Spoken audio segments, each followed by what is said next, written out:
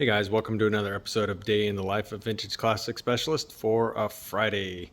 So today, continued to work on the motor for this bus, the 61.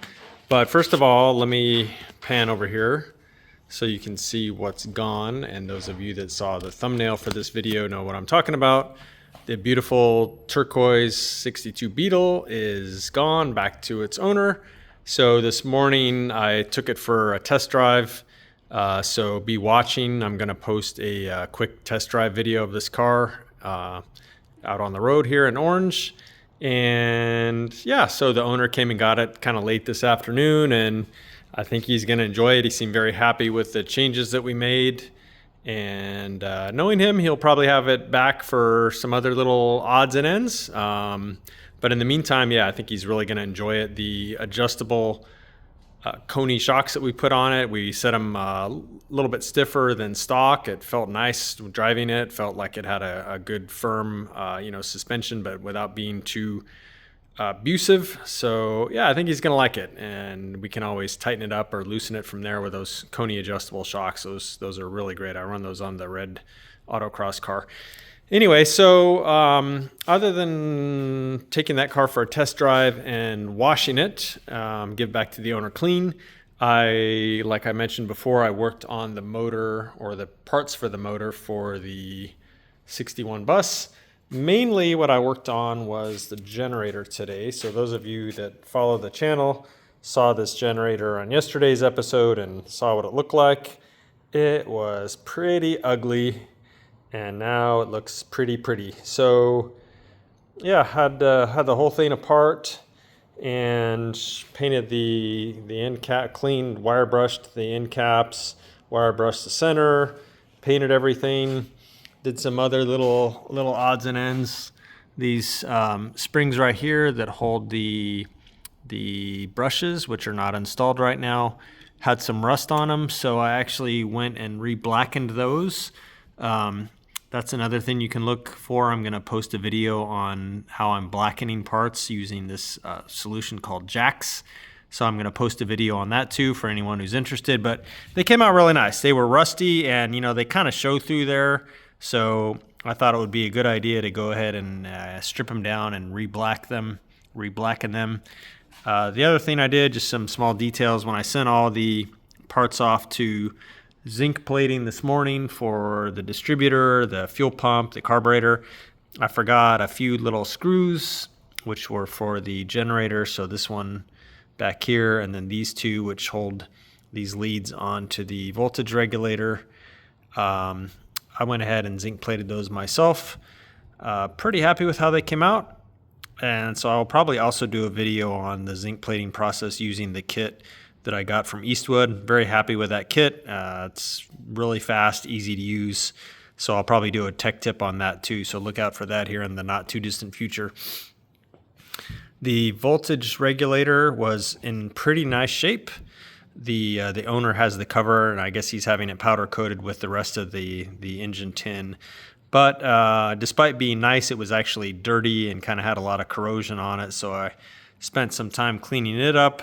It's looking really nice now, and it's going to look great sitting on there, especially when it's got its cover on it.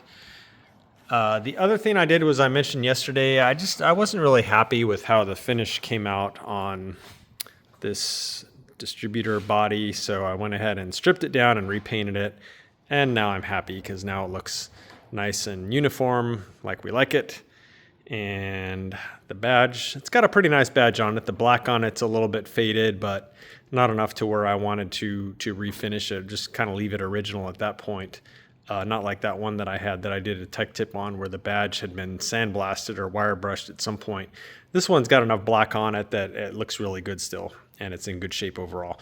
So yeah, I went ahead and repainted that today, and happy with the outcome. The other thing that I did today, just some very minor things, is I worked a little bit on the motor for the 71 Ghia. Just a couple little things. I installed the spark plug wires with the little clips that hold them to the fan shroud. So one here, and then there's one kind of down here. You can't really see it. and then one here. Got the wires nice and organized.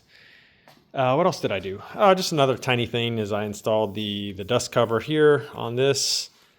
And the only other tiny thing I did was the threads were a little bit boogered up on the generator shaft.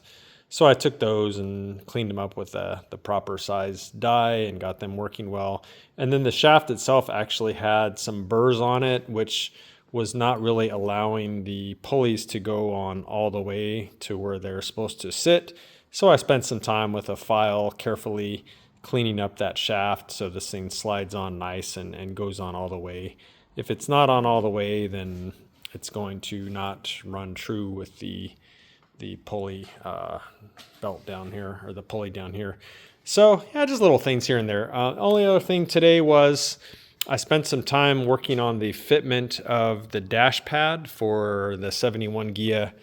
Again, aftermarket parts, they just don't always fit great. And, on top of that, Ghias were pretty much handmade cars, so I think there's just variation from Ghia to Ghia is probably part of the problem. But basically what I had to do is I had to go and stretch some of these holes that the dash pad has studs that go through these. This one was not lining up by, a quarter inch, maybe more. Some of the others were off a little bit, but they were off enough that I felt like they were going to be pulling the stud at like a weird angle or something. I ideally want them to kind of go in and not even be touching the hole, so it's not, putting some kind of weird force on the pad and make it shaped funny or anything like that. So yeah, I spent some time going in with a rotary file and kind of stretching those holes a little bit. I'm pretty happy with how it fits now. So probably on Monday when I've got a second set of hands and Rafis here, we'll go ahead and install that dash pad. And then from there, we can pretty much finish the under dash area here, put in the wiper and the, what else? The clock, which the owner is supplying. He fixed it and did a good job on that. So yeah, hopefully we'll be finishing up the dash on this beauty pretty soon, and then we can continue on with other things.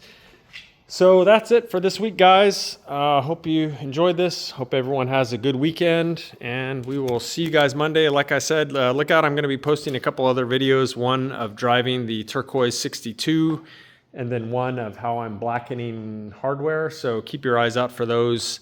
Not sure if I'll post those tonight or tomorrow, but sometime soon. So thanks for watching, guys. Bye.